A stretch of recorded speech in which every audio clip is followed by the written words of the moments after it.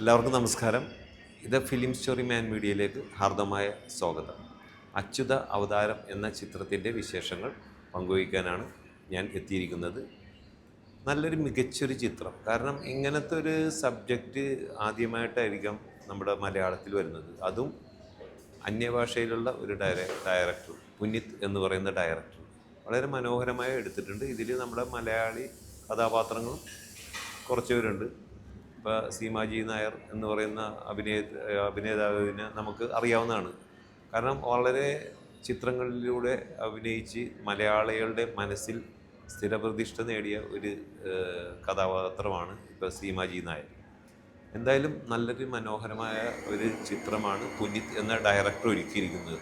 ഇതിൽ പാലക്കാട്ടുകാരി മാളവിക എന്ന ഒരു നായികയാണ് ഈ ചിത്രത്തിൽ വന്നിരിക്കുന്നത്, മുഖ്യ കഥാപാത്രം.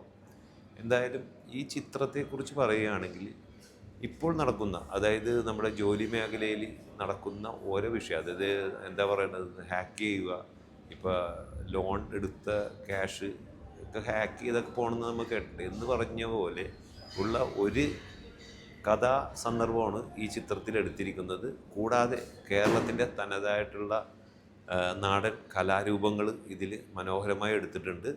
ഇതിൽ വൈക്കം വിജയലക്ഷ്മി അതിമനോഹരമായ ഗാനങ്ങൾ ആലപിച്ചിട്ടുണ്ട്. കൂടാതെ നല്ല BGM ആണ്. ഇതിൻ്റെ ഫോട്ടോഗ്രാഫി അടിപൊളിയാണ്. എന്തായാലും ഇതിലെ ഓരോ സന്ദർഭങ്ങളും നമുക്ക് ആകാംക്ഷഭരിതമായി പ്രേക്ഷകരെ മുന്നോട്ട് തന്നെ നയിക്കുന്നുണ്ട്.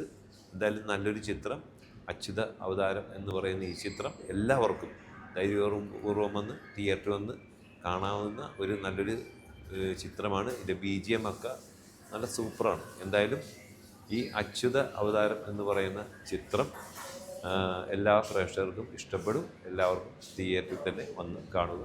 Thank you.